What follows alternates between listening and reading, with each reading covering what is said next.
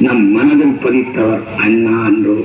மாற்றான் தோட்டத்து மல்லிகை மணக்கும் அரசியல் பண்பினை போதிக்கும் அழகே.